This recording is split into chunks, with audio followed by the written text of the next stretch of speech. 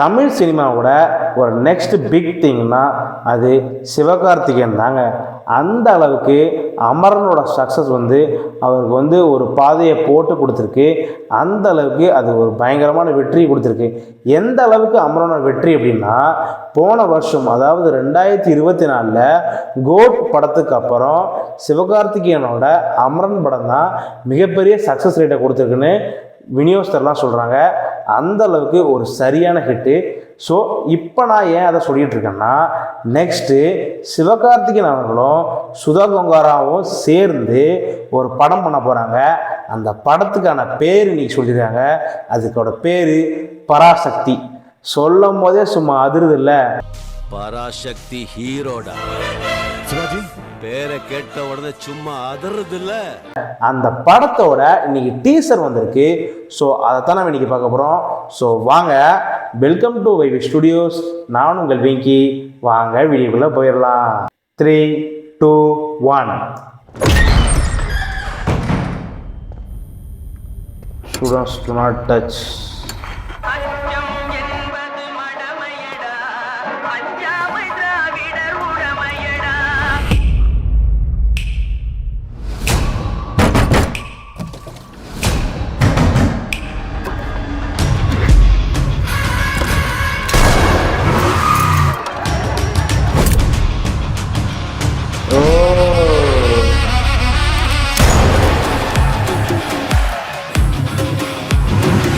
Students கதையா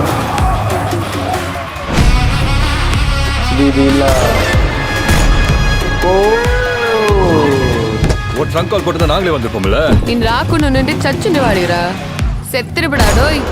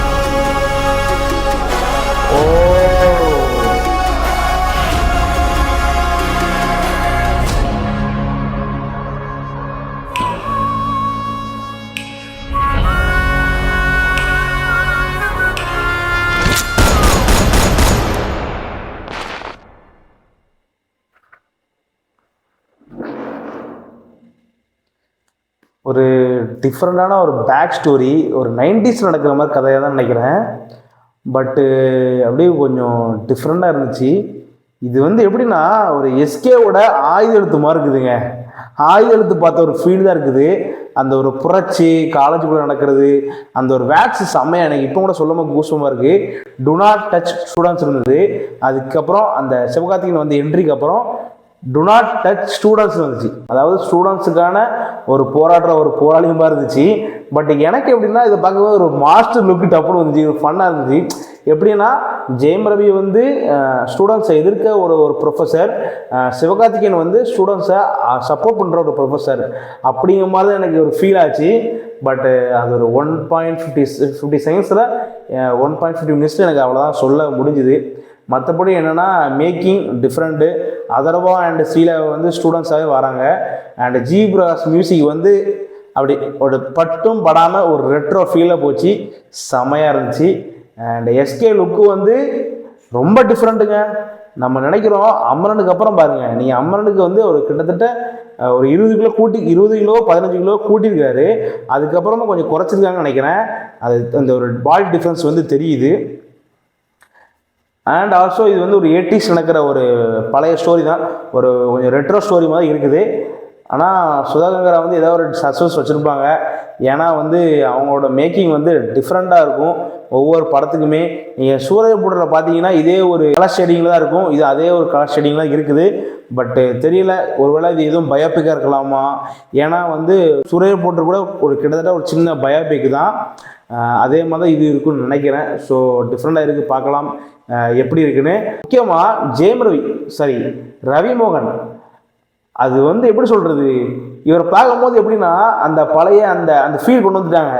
அந்த எப்படி சொல்கிறது, அந்த பழைய காலத்து ப்ரொஃபஸர் இருப்பாங்கல்ல, எனக்கு சிம்பிளாக சொல்லலாம் அந்த ஆல்பர்ட் ஐன்ஸ்டீனு, அந்த நிக்கோலா டெஸ்லா, அவங்களோட காலத்துக்கு கொண்டு போன மாதிரி இருக்குன்னு நான் சொல்ல வரேன். வில்லன்ஸ் சொல்லலை, அவங்களோட காலத்தையே கொண்டு போயிட்டாங்க. அந்த லுக்கு வந்து கொஞ்சம் டிஃப்ரெண்ட்டாக இருந்துச்சு. பட் இன்னும் தெரியல, இது வந்து ஜஸ்ட் ஒரு டீசர்.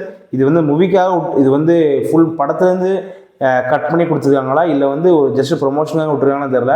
பட் நல்லா இருந்துச்சு, அவரோட லுக்குமே சூப்பராக இருந்துச்சு. அந்த வில்லனிஸ் எப்படி பேராகவும் தெரில. அந்த அளவுக்கு சிவகார்த்திகேயன் மேலே வெறியாக இருந்தால் அவர் எப்படி சிவகார்த்திகேயன் படத்தையே சொல்லுவார் பாருங்க.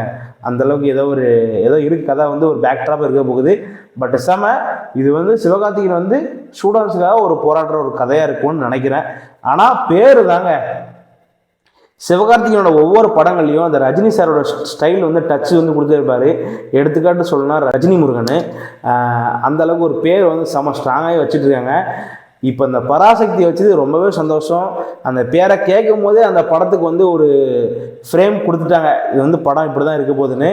நீங்கள் பராசக்தி பார்த்தீங்கன்னா பழைய காலத்து படம், அதில் நம்ம சிவாஜி நடிச்சப்போ நினைக்கிறேன், அதில் கூட ஒரு லென்த் டைலாக் வரும், செமையாக இருக்கும். நீங்கள் எதிர்பார்ப்பீர்கள் நான் இதையெல்லாம் மறுக்கப் போகிறேன் என்று. இல்லை, நிச்சயமாக இல்லை. கிட்டத்தட்ட அதை ஒரு ரெஃபர் பண்ணி கூட இந்த படத்தை ஏதாவது எடுத்துக்கலாம். கொஞ்சம் அது சரியாக சொல்ல தெரியல, பட் அப்படி இருக்க கூட வாய்ப்புகள் இருக்குது. சரி, ஓகே ஃப்ரெண்ட்ஸ், இதே மாதிரி ஒரு செமையான வீடியோட உங்களை சந்திக்கிறேன். அன்டில் தென் பாய்.